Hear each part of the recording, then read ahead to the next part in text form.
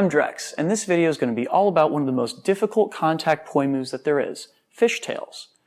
I was recently reminded of this trick when I tried to learn how to perform them as well with my left hand as I do with my right, and it reminded me of a lot of tricks that I'd forgotten about when I first picked these up. So, I'm going to share a bunch of these tricks right now with you guys. So first and foremost, let's define what a fishtail is. For any given tool, fishtails are done when you're performing either a reel or a two beat with that object balanced on the backside of your hand or wrist. Essentially what you're trying to do is catch the object as it's going back and forth across your body. For poi, fishtails are usually performed with the head balanced somewhere on the backside of the hand, usually in between the fingers just past the knuckles. Meanwhile, the handle and tether are moving back and forth across the arm or across both sides of the body, depending on how you look at it, either in a two-beat or a tic-tac kind of fashion. There are a couple different hand positions that people like to use when performing poi fishtails. This is the one that I prefer. It's going to involve having your index finger and your pinky pointed out away from you or up towards the ceiling, while your middle finger and your ring finger are pointed down towards the floor. You can think of this as being very similar to the kind of hand sign that you would use to throw the devil horns at a metal concert, or the hand position that Spider-Man uses when activating his web shooters. Either which way, you're creating a nice little bowl on the backside of your hand that the poi head should fit into quite nicely. This is also analogous to the position that contact jugglers use when creating a cradle. Now, the challenge here is that you have to train your hand in order to do this every time you feel the poi head dropping.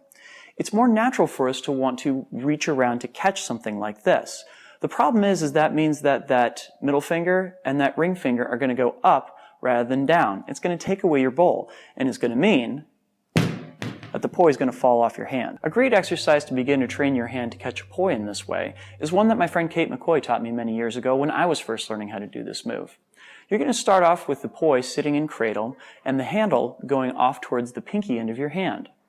You're then going to swing the handle back and forth and try and pass it over above your hand all the way around to the thumb side. Here, you're going to try and catch the poi and keep the tether from going any further.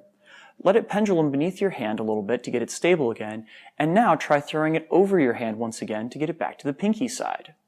You can use a few pendulums back and forth to find your way, but ultimately you want to try and be able to do this so you can pass the tether back and forth straight from pinky end to thumb end and back again.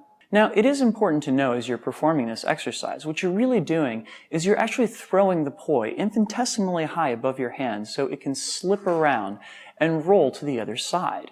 You don't want to throw it up too high, however, or you'll lose control of it, nor do you want to throw it too low. The friction will get it caught on your hand and you won't be able to pass the tether back and forth.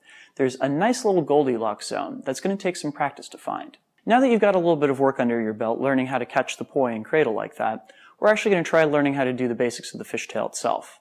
We're going to do this by starting off with the poi head and cradle right here and the handle over in my left hand.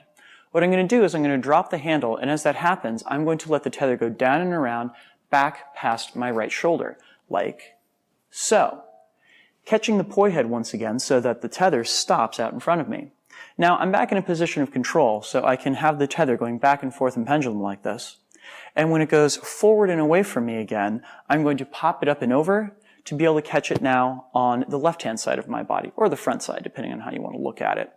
In this way, we can pass the tether back and forth, crossing across the body, from the left side to the right side, catching the poi head each time and stopping the movement of the tether. From here, building up to the fishtail is literally just a matter of taking the pendulums out, just going straight back and forth from side to side. For example, going to the right, back to the left, and then finding a position of control again, where I'm holding onto the tether and the ball is nestled very comfortably on the back side of my hand. I like building up moves very slow like this, so I would do this quite a few times, going to the right, to the left, and then back to that position of control. Once that feels relatively comfortable and safe, we can try going right, left, and then back to that position of control.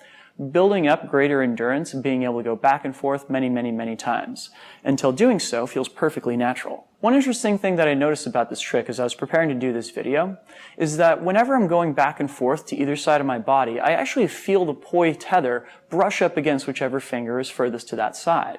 So, for example, if I'm over on the left-hand side of my body, I'm going to feel the tether brushing past my index finger. When I'm brushing over on the right-hand side of my body, I feel it pass by my pinky.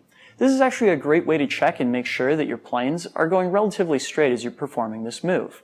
Check yourself and make sure that you feel that tether brushing up left, and right, up against your index finger and pinky and back again. So in the interest of full honesty, it took me about 6 months to learn how to perform my first fishtail. They're very, very difficult. In fact, they're probably one of the most difficult tricks that we do with contact poi. Don't be surprised if this seems really frustrating and time-consuming, because it is. Keep up with the practice, and eventually you will be able to break it down. And the good news is, once you get this trick down, there are a lot of other tricks out there that involve using fishtails, from weaves to flowers and the like. Look up stuff from Marvin Ong, Kate McCoy, and Ty Rochford. Each of these guys has done some amazing work with fishtails, and we're sure to have some good inspiration for you. Thanks for watching and enjoy the flow. Peace. A huge thank you to Third Earth Fireproof for sponsoring this month's videos. Based in the heart of Brooklyn and made in America, Third Earth is an innovative clothing line that features fire retardant, all natural fabrics, and high quality craftsmanship, all with the fire performer in mind. Whether it be festival wear, costumes, or even everyday wear, Third Earth has an option that's right for you.